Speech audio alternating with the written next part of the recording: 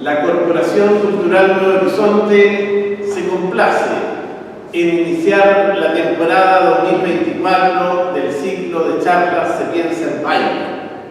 Hoy día partimos con un tema muy querido por nosotros porque responde a una trayectoria de la Orquesta Sinfónica de Paine, la más antigua de esta comuna.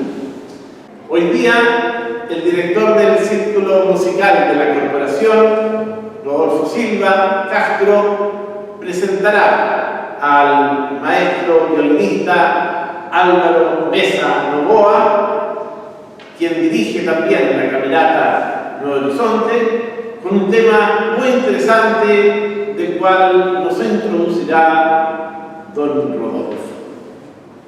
Bueno, muchas gracias por asistir a esta primera Se Piensa en Paine.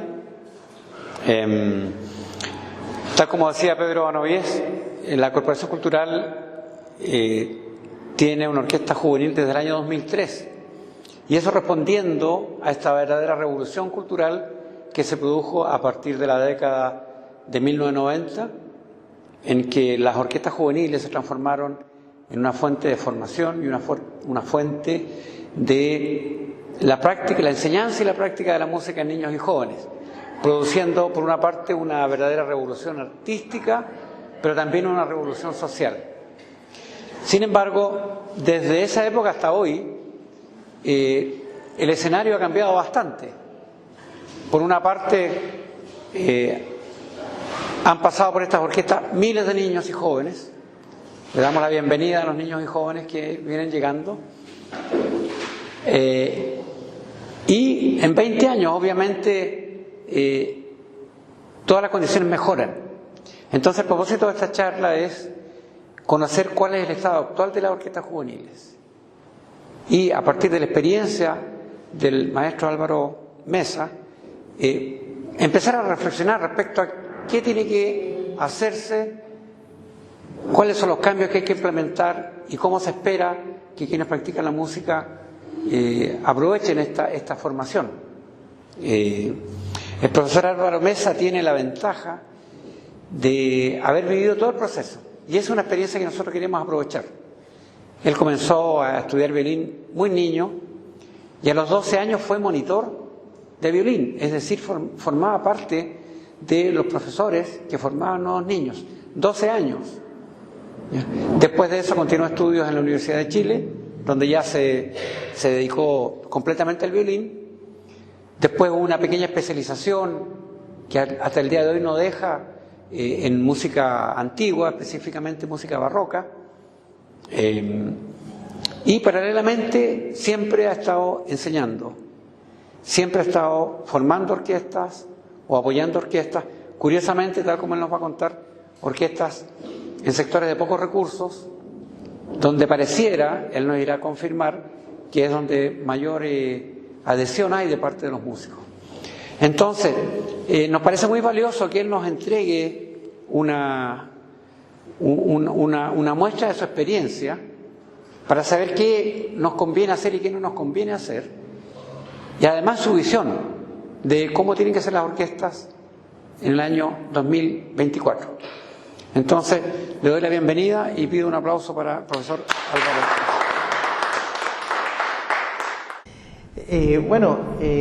Ya la presentación nos dice, no tengo mucho más que explicar, ¿no? Voy a empezar desde mis inicios como músico de violín. Primero que todo quisiera hablar un poco sobre la paradoja que existe del niño problema escolar, la cual es si es un niño que efectivamente quiere ser desordenado, quiere molestar, o realmente tiene o está en una búsqueda constante de motivación y de algo en lo que ellos quieren desarrollarse. Yo tuve suerte porque yo siempre fui un colegio donde mi papá era casi público, de esos que que iba todo el barrio, pero había que pagar un poquito para que dijeran que no iba a ir al colegio público. Pero iban todos los del barrio igual. Y en una reunión de apoderados pasaron unos profesores de música, vamos a recalcar eso, ofreciendo clases de violín. Y yo, que era un niño problema que se metía más o menos en todos los talleres posibles, también quise entrar al taller de violín. Yo iba en cuarto básico o quinto básico. Debo agregar que en esa época yo tenía promedio 2 en música. Según yo no la entendía, porque según yo no me gustaba. Entonces creo que tiene que ver también un poco como la forma en que te enseñan, ¿no? Y entré al taller y mi mamá me dijo, bueno, hay que pagar este taller, así que no te sales más. Y fue una de las primeras verdades de mi mamá, no me salí más. Volviendo al tema, que claro, estamos hablando de un contexto del año 99, 2001, claro, 99, 2000, donde unos profesores de música se encontraron con un par de violines y aprendieron a tocar la estrellita y algo más y empezaron a enseñar violín colegio por colegio. Y aún así pudieron hacer ese proyecto y pudieron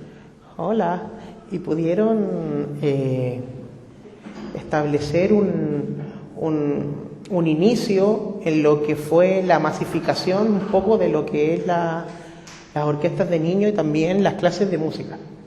Entonces eso es un poco como en el inicio, ¿no? Entramos 30 niños y quedamos 2. Luego quedé solo yo con los 2 profes, que es lo que suele pasar, sobre todo cuando uno es una persona que absorbe un poco. Yo nunca he considerado que soy un tipo talentoso o de grandes condiciones, pero sí se me hacía fácil porque soy habilidoso, tal vez con mis manos, me gusta dibujar, pintar, esculpir, inventar cajas con ruedas y engranajes y cosas así. Entonces se me hizo fácil y ellos, en el momento en que ya vieron que yo ya no era un negocio, por supuesto, me invitaron a una orquesta llamada Orquesta de Lo Barnechea, que después pasó a llamarse Orquesta Regional, que era una orquesta totalmente pionera en base a la edad, porque entraban niños chicos hasta ser mayor de edad y que no correspondía a lo que existía en ese tiempo en la FOJI, la Fundación de Orquesta, que era la Orquesta Nacional Juvenil, donde ya participaban jóvenes hasta los 22 o 23 años, no recuerdo, que eran de conservatorio, que tenían estudios formales de la música. Por lo cual yo la califico como la primera era de las orquestas infantiles, donde la premisa no era hacer buena música o tal vez tener un contenido artístico en la música, sino más bien rescatar niños y jóvenes del riesgo social, que fue el inicio de este movimiento, ¿no? Ahí también, pasando un poco ese tema, mantuvo algunos años ahí y cuando cumplí 11 años, los profesor y director de la orquesta, nunca hubo un profesor de violín ahí en realidad, el director de la orquesta y el director del proyecto más que todo se dio cuenta de que habíamos algunos estudiantes o niños que tocábamos en la orquesta que se nos hacía fácil o que entendíamos el lenguaje de la música, de leer una partitura, por lo cual se nos asignó la misión, en mi caso con 11 años, siendo el menor, de enseñar a tocar violín a niños iniciales. Yo lo catalogo como en palabras blandas, lo catalogo como la necesidad de poder expandir un poco una idea en un proyecto, porque a todas luces en los ojos del 2024 esto no estaba bien y muchos fuimos y aprendimos así como enseñando lo que creíamos que realmente sabíamos y no sabíamos nada. Yo llegué a recorrer 4 o 5 comunas a la semana haciendo clases para ese proyecto y se fue quitando lo que yo quería hacer, que era tocar violín en la orquesta los sábados en la mañana, porque tenía que ir a hacer clases. Yo iba a hacer clases los sábados a San Pedro, después me tenía que ir al Güell, me iban a buscar a las 5:30 de la mañana, llegaba a mi casa a las 12 de la noche, 10:30 de la noche, molido. Mis papás tenían que costear mis comidas. Y yo era el profesor, pero yo era el profesor de las orquestas. Entonces, si bien es anecdótico y suele ser gracioso, en algún registro de texto que estoy realizando, no voy a ser tan amable tal vez para poder contar lo que fue eso, porque creo que no va en este caso, no va al caso, ¿no? Ahora es música para la vida feliz. Entonces, continuando con eso, claro, me vi en la disyuntiva de ser músico, de ser violinista, de creerme un gran músico. A los 11 años yo ya era el profesor, el maestro de niños que yo enseñaba como fuese, y en la realidad de las cosas estaba haciendo un daño. Pero si lo veo en el contexto de la primera era de las orquestas juveniles e infantiles, por supuesto de que tal vez fue una contribución, porque en realidad no habían especialistas. Si tú querías un profesor de violín, tal vez tenías que recurrir a un conservatorio, o ir a ver la sinfónica o la filarmónica y hablar con un profe ahí para que te enseñe, ir al conservatorio a buscarte un estudiante que más o menos ya supiera algo. Entonces, eso pasó. ¿Qué más puedo decir respecto al inicio de mi formación? Que me levanté muchas veces temprano, llegué muchas veces tarde, pero aprendí a leer música como ninguno probablemente, porque de alguna forma había que agarrarse, agarrarse. Entonces, más que todo eso, hubo un momento en que yo dije, pero yo soy el maestro, ¿cómo voy a ser yo el maestro, el profesor a tan corta edad? Y fue cuando me di cuenta, estando en el colegio, ya habiendo pasado un poco los años, que en realidad existen las figuras como el conservatorio, como academias de música, qué sé yo, y se me plantó en la cabeza, gracias a un compañero del colegio, que es saxofonista profesional, también que estudiaba en la Facultad de Artes, y me dijo, oye, pero ¿por qué tú no te postulas al conservatorio si igual toca? Isaías, amigo mío, espero que estés bien. Saxofón chilenero le dicen también. Él es mi gran amigo. Vive en Pirque. Y resulta que él me impulsó a postular, siendo mi único contacto con la academia.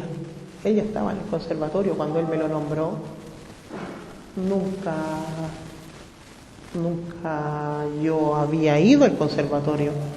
Creo que una vez fui a ayudar a que alguien entrara como a la carrera de composición, y fue un edificio redondo, antiguo, con alfombra y sillones con cuerina, y tuve que tocar una composición de él, yo en el conservatorio, yo creyéndome el profesor ya en el conservatorio probablemente. Y resulta que postulé aquel año que él me dijo que postulara, me preparé con la profesora Lilian, no recuerdo el apellido, que en ese tiempo era la profesora de la Orquesta Comunal de Puente Alto, yo oriundo de Puente Alto. Tomé un semestre gratis con ella clase gracias a la orquesta, y me preparó porque mi audición era un chaleco de mono. Yo iba a tocar 3 movimientos distintos de 3 conciertos distintos y al final iba a tocar cualquier cuestión, y me dijo, no, hagamos uno pero bien, y si hay que tocar algo rápido, bueno, te toca y esto del otro. Y di mi audición, y en una audición más o menos histórica, donde se postularon alrededor de 120 niños, tuve la suerte y la fortuna de quedar, porque fue a ver el resultado de un amigo mío que se había postulado al contrabajo. Yo ya me daba por muerto, mi apellido es Mesa. El profesor Durtey, que fue quien más o menos fue el mediador, dijo, vamos a hacer salomónico, el primer apellido, y luego el de la Z, después la B y después la Y. Yo soy Mesa, estoy al medio, me tocó en lo último. Con 120, escuchando 120 cabros, los profes no querían más guerra. Mi audición duró 2 minutos, con suerte. Y para afuera. Y me fui desmoralizado, me fui triste, pensando en que me había ido mal, por supuesto. Tenía compañeras tocándose un precioso Acolay, un precioso concierto de Bach, un precioso concierto de Mozart. Y yo tocando un reading, un Vivaldi chiquitito, y fui el último de la audición en cuanto al orden, gracias a la gran idea del maestro. Y resulta que más o menos, no recuerdo bien, sino creo que en diciembre, antes que cierren la facultad por vacaciones, fue a ver el resultado y resulta que había quedado. Yo no lo podía creer. Una amiga mía que me acompañó, Isvara Silva, que ahora está estudiando violín en Australia, me pegaba, pero me pegó como nunca nadie me había pegado por la felicidad que ella había tenido tuvo de verme que yo había quedado violín en el conservatorio, mientras yo no podía creer, por supuesto, lo que pasaba. Y nadie en mi familia tampoco creía que yo había quedado en el conservatorio, en la facultad. Y ahí quiero enlazar eso un poco con lo que pasa cuando existen niños y jóvenes que se ven que tocan harto, o que mueven bien los dedos, mueven harto los dedos, pero resulta que son de colegio, o de comuna chica, y quedan en una orquesta más grande, o quedan en el conservatorio, como fue en mi caso, donde llegas como estrellas y te caes como un meteorito. Conocen lo que realmente es el nivel, o conocen lo que realmente es niños y jóvenes con estudio. Yo llegué a mis clases sobrado porque yo era el profesor en su momento, con mi profesor Elías Allende, que le mando muchos cariños también. Llegaba a leer a las clases, yo no llegaba, no estudiaba, llegaba a leer a las clases, y como tenía buena lectura, zafaba, hasta que un día me hizo la gran desconocida justo en la sala de su profesor, porque don Jaime de la Jara, que en paz descanse, que a veces me hacía clases ahí, y me pilló. Y desde ahí que nunca más no estudié para unas clases, porque el reto, todavía podríamos decir un reto a la antigua, con partituras volando y gritos por doquier, significó en mí un cambio para bien, un remesón en el cual hizo darme cuenta que yo no era nadie en el universo, una ameba violinista y no el profesor, el maestro, dentro de una orquesta donde solo existía un director de orquesta y alguien que gestionaba y probablemente se hacía rico, vaya a saber uno. Eso yo lo catalogo como caer como una estrella, cae una estrella del violín. Así que, en parte eso. Bueno, mi carrera de violinista, yo no terminé la carrera, me congelé, porque decidí irme por otros lados. Decidí tocar, decidí hacer clases, tomar masterclass, y me fui por el camino de la música barroca. Tengo yo diplomados de música antigua, tengo como 5, 6, no, ya le perdí la cuenta, pero en la universidad en Chile que las han dado, la Alberto Hurtado, la U de Chile, qué sé yo, también de dirección orquestal, algunos cursos. Y tuve la dicha, dado el esfuerzo que mi profesor, Elías, ¿no?, que aún tenemos contacto, en mi guía, en mi segundo papá, a pesar de que me retó de esa forma, que nunca más dejé de practicar, a pesar que me desaparecí entre medio del mundo musical un par de años cuando fui papá y me enamoré perdidamente, congelando la carrera incluso. Y pude tomar clases con los grandes maestros que yo quise tomar clases. Pude tomar clases, bueno, con maestros chilenos en Raúl Orellana, que incluso una vez pudimos traerlo acá a tocar junto con mi cuarteto. Mi gran profesor de barroco. Pude tocar en la Universidad Católica las masterclass como alumno activo del maestro Fabio Biondi, que es el concertino y director de la Europa Galante. Y también quedé en las masterclasses de Italia con el maestro y mi ídolo de la infancia, Enrico Onofri, quien no pude ir a tomar clases presencialmente con él porque la gente en Italia en ese momento la estaban sacando en cajas en la calle por la pandemia. fallecida, pero espero, dada la insistencia ya de algunas clases online y de, qué sé yo, volver algún día y ir para allá y tomar las clases con él. Entonces, eso es más o menos como mi espectro, ¿no? De lo que yo he hecho, de cómo estudié, de con quiénes estudié y qué es lo que me ha hecho feliz. Aún así, yo he dedicado la gran mayoría de mi vida involuntariamente en una primera mitad y voluntariamente en la segunda a enseñar. Y es lo que a mí más me gusta. O sea, actualmente dirijo la orquesta del Colegio Municipal Paula Jara Quemada, la única orquesta del Colegio Municipal que hay en la comuna, que tiene 30 niños. Podríamos tener 50 si quisiéramos, pero no hay cupo. Y entre otros lados, hago talleres en Pirque, Puente Alto, en Paine, en Viña del Mar. Hice un taller de verano en la Universidad Católica, en la sede de Pirque, justamente en la casa de Marcela Paz, coincidentemente ahí en la casona de ella, así que tuvo un valor histórico gigante. Acá igual en Viña tengo un pequeñito grupo que va creciendo y lo que a mí me apasiona básicamente, más que tocar como Paganini y más que ser el mejor del mundo, lo que a mí me apasiona es enseñar a niños a entender la música como un agente transformador, no solamente de personas, de niños, de vidas, sino de familias y entornos, de pasajes, de villas. Y aquí ya me presenté, así que me voy un poquito al cuerpo, ¿no? de esta charla, que es los aprendizajes y los beneficios, mejor dicho, del aprendizaje de la música. Yo considero que las artes comprenden un valor fundamental en la enseñanza de los niños, porque nos desarrolla nuestra sensibilidad.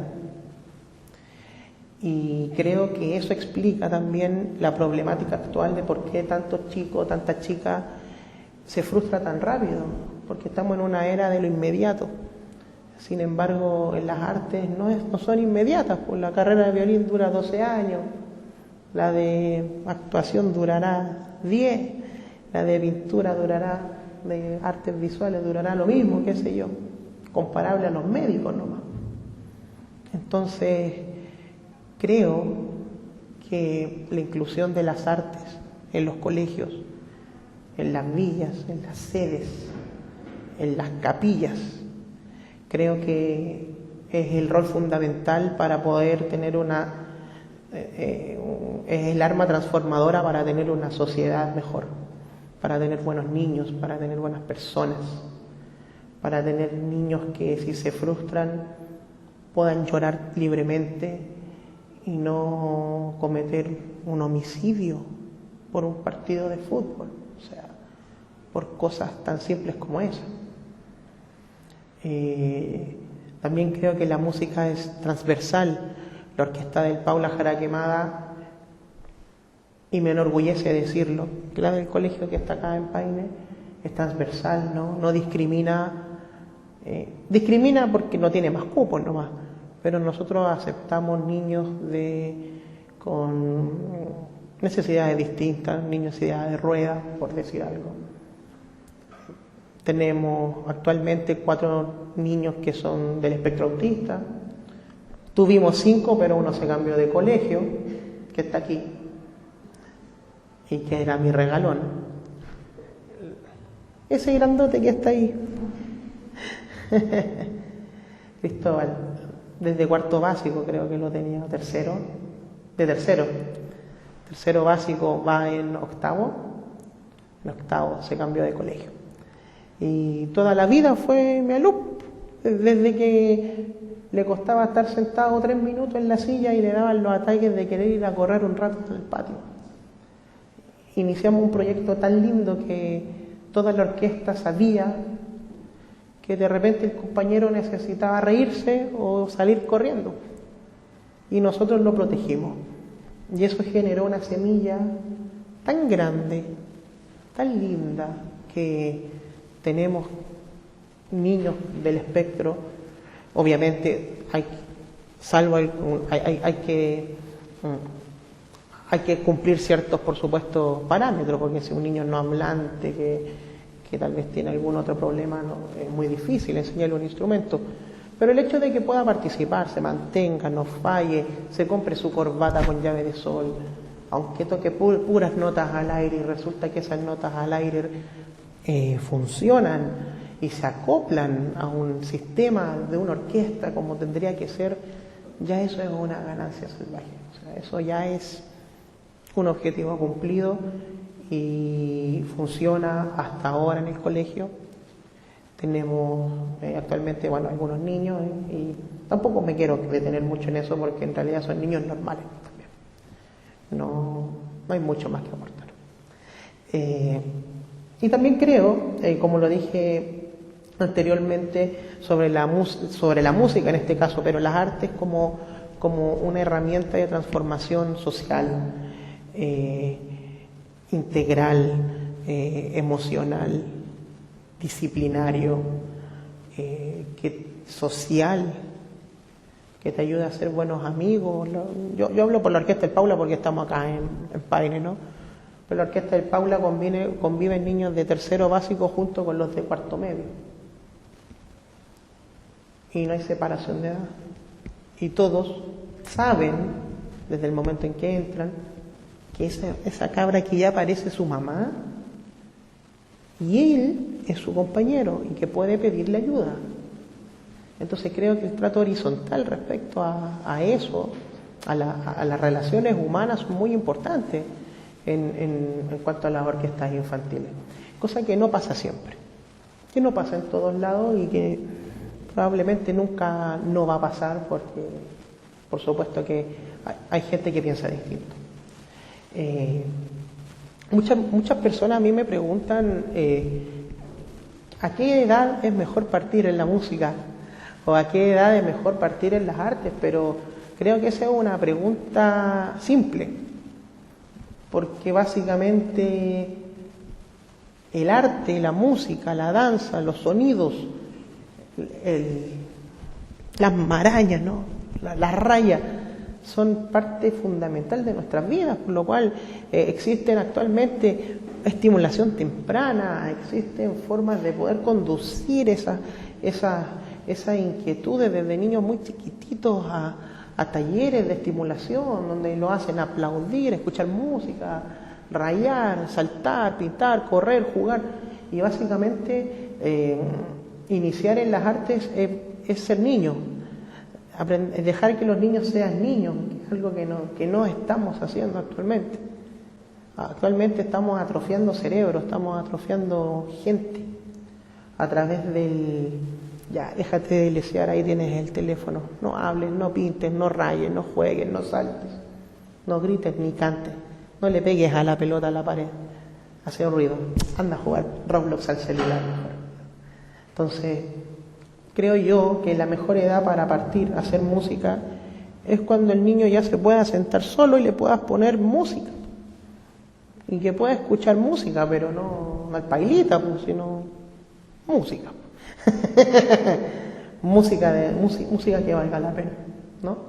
Y todo tipo de música, por supuesto, porque si tú pones un reggaetón o una salsa, el niño va a bailar, y si tú pones música clásica, quizás el niño de repente se va a impactar, quizás se asusta, quizás se conmueva, y el cerebro se va a ir desarrollando frente a esos estímulos hasta que cuando tenga 30 años y escuche la novena en vivo se va a poner a llorar. Yo creo que eso, la novena de Beethoven, segunda sinfonía, creo que eso es lo más importante. Así que para los que me dijeron por ahí cuál es la mejor edad para partir, yo diría que los 0 años. El efecto Mozart no existe en todo caso. Ese de ponte audífono en la guagüita, patraña. Todas las guaguas se mueven por los ruidos. ¿Qué más? Respecto a eso, beneficios de la música para la vida feliz. Creo que está un poquito de más desarrollarlo porque ya más o menos lo he explicado. Pero la música transforma niños. La música es transversal y adapta a niños y jóvenes a una sociedad donde tal vez se sienten excluidos. Yo quisiera contar algo un poco personal, si me lo permiten, pero no personal porque es algo que es mío, sino porque yo lo viví y yo fui parte de eso. Y me pasó la semana pasada, o esta semana, creo que me pasó el martes. Yo tengo un alumno, tuve un alumno, está en el limbo, que del colegio, y que es un joven que está en el contrabajo, pasa solo. Y uno lo ve y uno ya cacha qué hace. Uno lo ve y ya sabe cuáles son sus pasatiempos. Uno lo ve y probablemente cruce la calle. Y resulta de que él estuvo el año pasado el año antepasado en la orquesta y se salió. Y volvió, que quería volver. Este año lo aceptamos en el contrabajo. Y dejó de ir, pues. Fue 2 semanas el entusiasmo y dejó de ir. Y el martes me lo pesqué, hablando como si fuera un reo más. Y yo le digo, oye, ¿pero qué te pasa? No, es que el profe me echó porque no vine a clase, y que la cuestión, y mis compañeras me dijeron que el profe me echó la cuestión. Yo también debo muchas veces sacar la calle a relucir, porque si bien les puedo hablar bien, de repente hay que mostrarse un poco más duro, ¿no? Y le dije, oye, pero anda a llorarle al profe, ¿por qué te echó? No sé, no, porque ya no fue a clase. Y lo paré frente a mí y le dije, oye, cuéntame, ¿quieres tocar contrabajo o no quieres tocar contrabajo? Me quedó mirando, me dijo, sí. ¿Y por qué faltaste? Porque nadie me dijo que tenía que ir a tocar contrabajo. Pero tú querías volver, po. Sí, pero es que salí con mi amigo y estaba el amigo al frente. Estaba ahí también el amigo. Lo pesqué, lo miré, una mirada que a mí me conmueve. Y me dice, ¿tú quieres tocar contrabajo? Sí. Entonces hablas con el profe de trabajo. Yo te quiero en la orquesta, te quiero aquí conmigo, porque tú sabes bien que pasas solo en la casa o estáis solo en la calle. Y yo quiero que tú estés acá, porque acá te queremos. En la orquesta te queremos y te recordamos, incluso en el momento en que tú te saliste. Tú siempre fuiste parte de la orquesta y siempre te saludamos, siempre te abrazamos. ¿Por qué vas a fallar ahora? Yo no quiero que faltes más. Y se puso a llorar, a moco tendido. Y como entre riéndose y no, porque obviamente le da vergüenza, pues, si va en primero medio. Y me dice, pero profe, yo no quiero faltar, yo quiero ir a la orquesta. Anda a la orquesta, pues. Hablo con el profe con trabajo, después le digo, ese cabro no se me va o me lo paso a violín, pero ese cabro no se me va. Y siento que es un trabajo conmovedor, porque algo similar hice con un alumno que ya no está acá en Chile, que es dominicano haitiano y que ahora se fue a Estados Unidos a vivir allá y sigue tocando violín allá. Sigue tocando violín, se compró un violín, está estudiando y está pensando en profesionalizarse, que es Bilardo, que empezó acá en la corporación, que estaba en el Paula y que también faltaba 6 meses y después volvía. Y también tuve que retarlo. No de la misma forma que me retó mi profe, porque esa involucró gritos, quizás puteadas y partituras volando. Pero sí, con él también lo hice y él tiene su violín y me cuenta orgullosamente que le costó $1000. Pero yo también quiero, insisto, la música es las orquestas son un agente transformador. Y creo que eso es lo que hay que hacer acá. La importancia de la familia es fundamental. Existen metodologías de enseñanza donde involucran a la familia más de lo que uno cree. El método Suzuki hace que los papás aplaudan junto con los hijos los ritmos de lo que tienen que tocar, porque es una filosofía. Están los métodos Waldorf, qué sé yo. Pero yo creo más que todo que la familia tiene que estar involucrada, porque el amor por sus hijos y porque mejoren como personas es superior a cualquier metodología. Eso es lo que yo pienso. Obviamente meterse a Suzuki o a Waldorf es fabuloso, ¿qué te voy a decir? Maravilloso. Pero si iniciáramos con que estar con los hijos cerca de ellos, porque en realidad son sus hijos y merecen todas las herramientas posibles para su vida, con eso estamos listos. Creo que la importancia de la escuela en los jóvenes y en los niños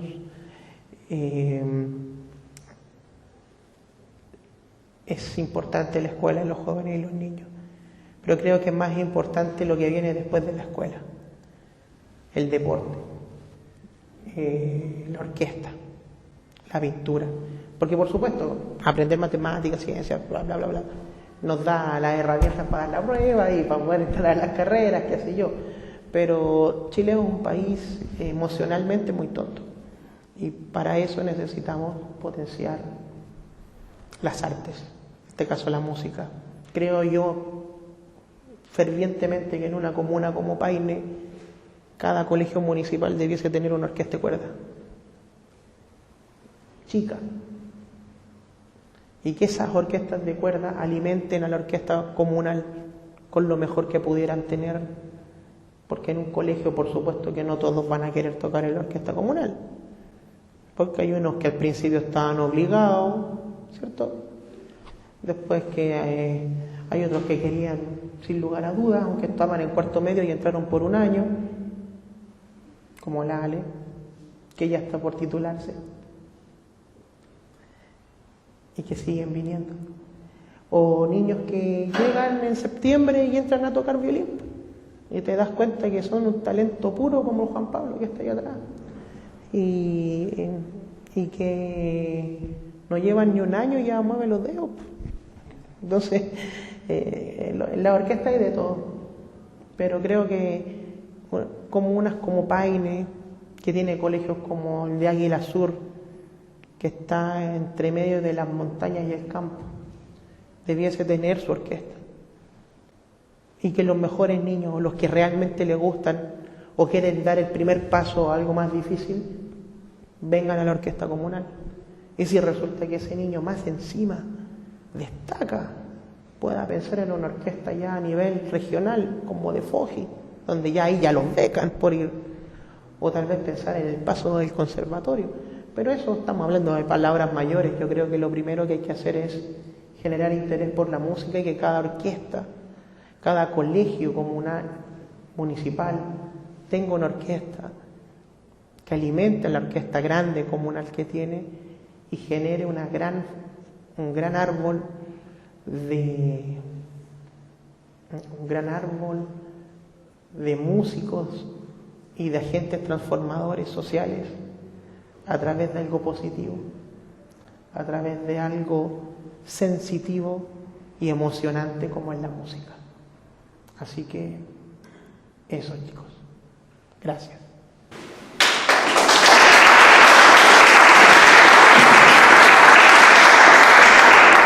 Fuera de las orquestas, lo que uno escucha, lo que ve en la televisión, uno se queda con la impresión de que las familias, en cierto modo, han abandonado a los niños después de los 10, 12 años, que ya no le ponen ninguna regla, que ya no lo acompañan. Entonces mi pregunta es: ¿cómo ves tú a los niños en general cada vez que vas a un colegio a hacer clases?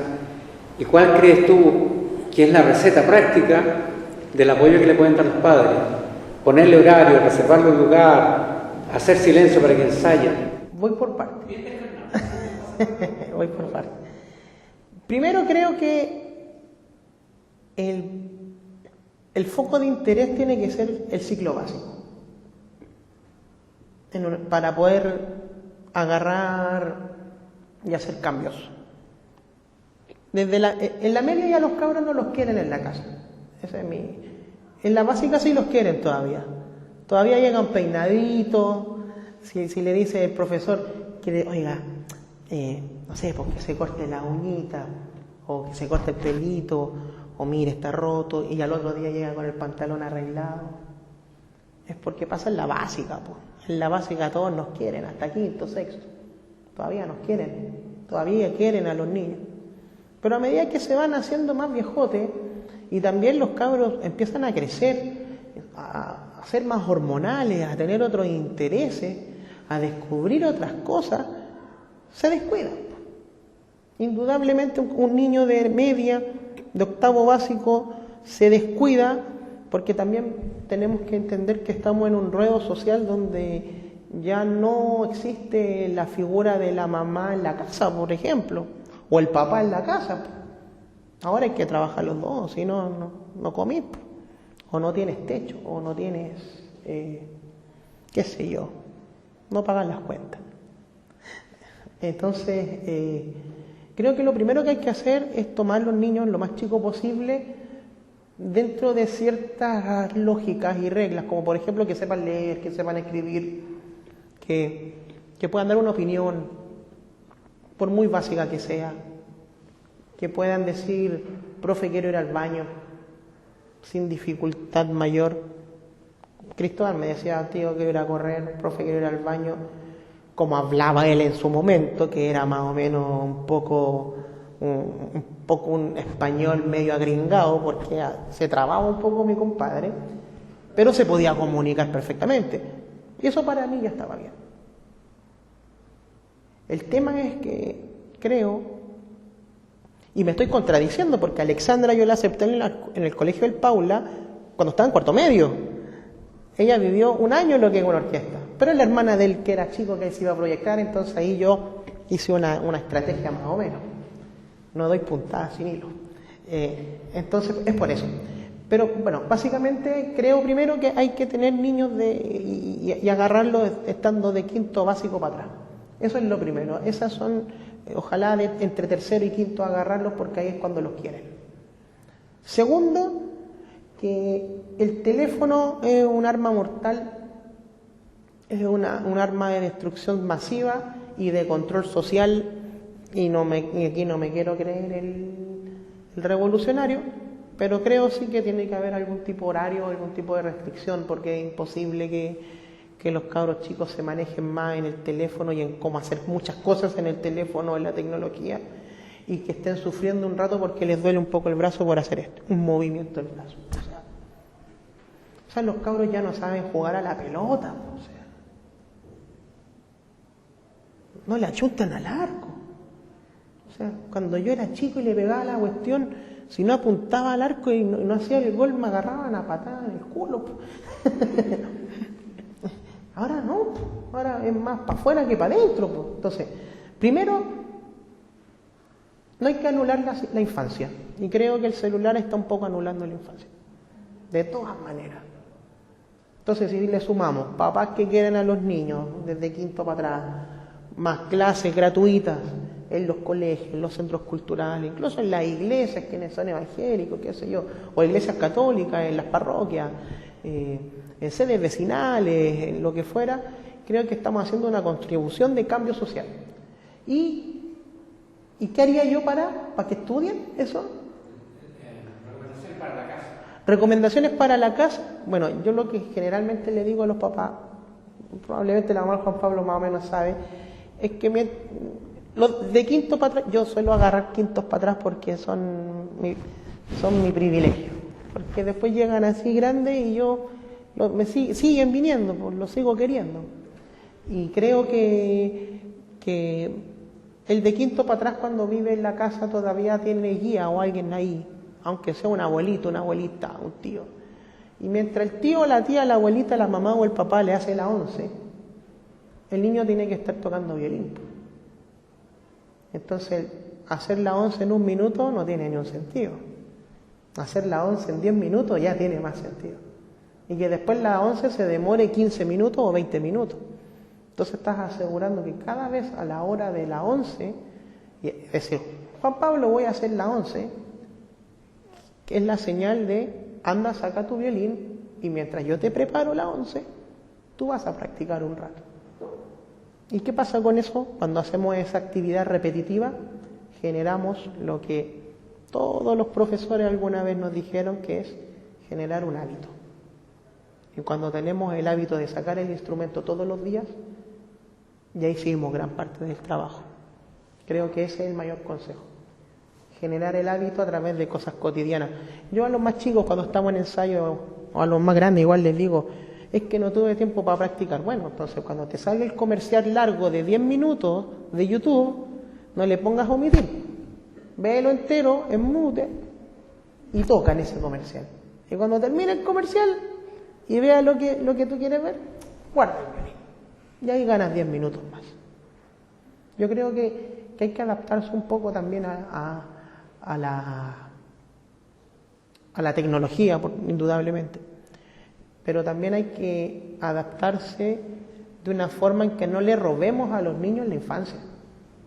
Creo que eso es lo principal. Porque finalmente todos los grandes músicos y todos los grandes artistas partieron de chicos. La diferencia es que antes era el látigo, o era obligado por herencia familiar o qué sé yo. Pero nosotros mismos podemos hacer el hábito. Yo no soy hijo de músico.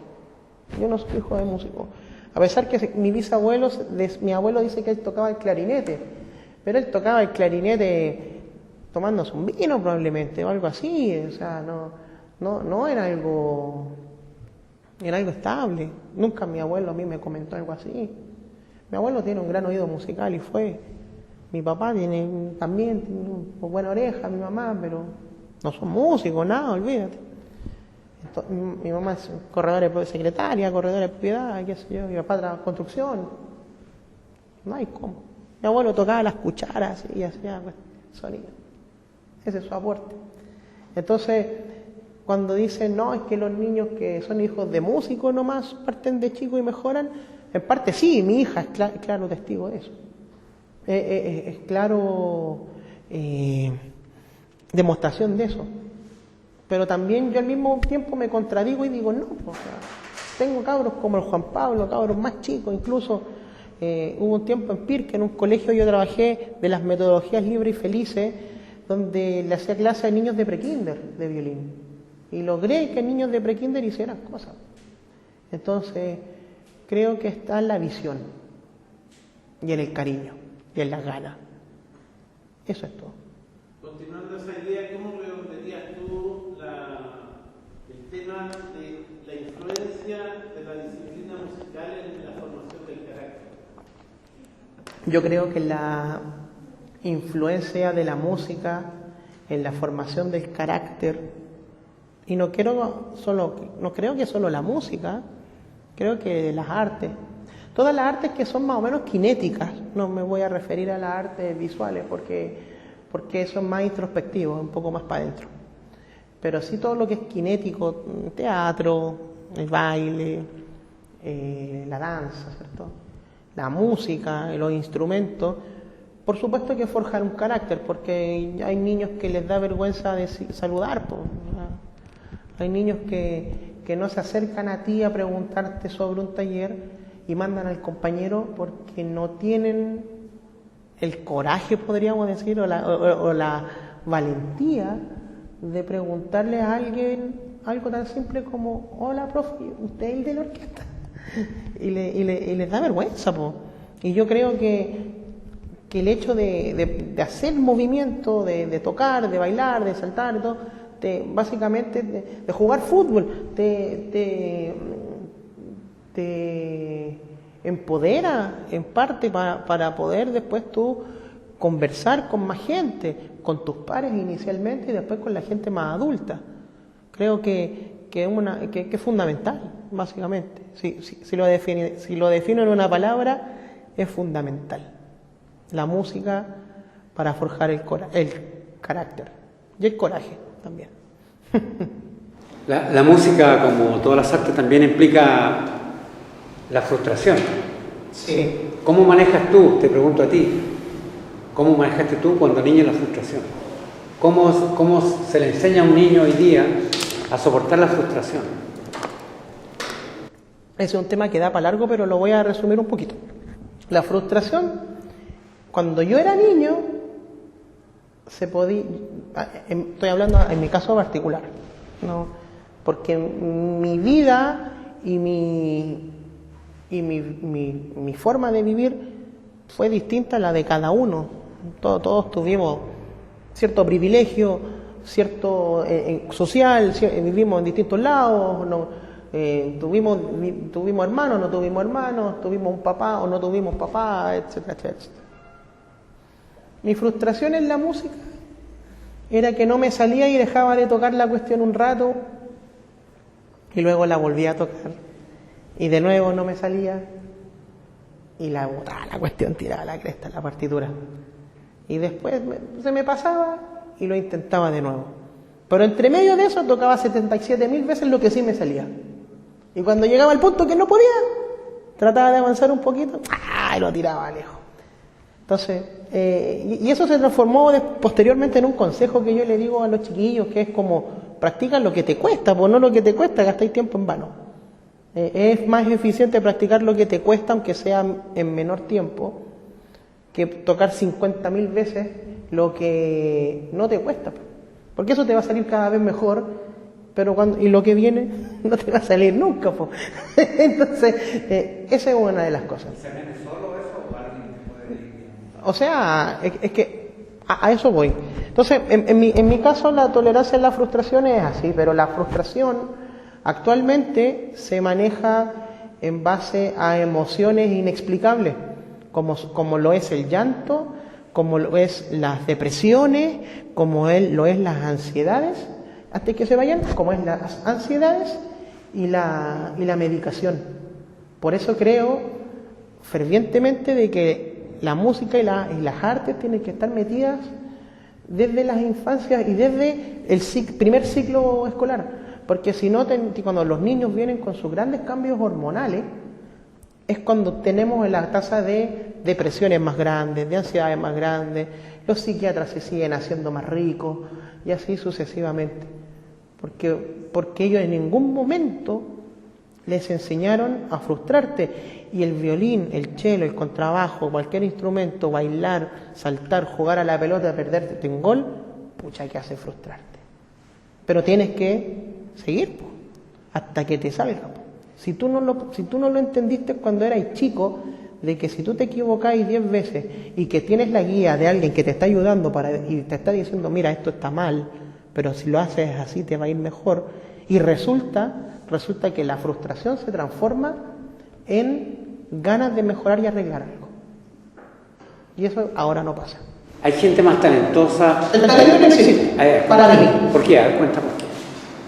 Para mí no existe el talento porque disculpen, pensé que había alguien afuera. Para mí no existe el talento, pero sí existen las condiciones. Tal vez alguien después vea el video y diga, pero qué diablo está hablando este tipo.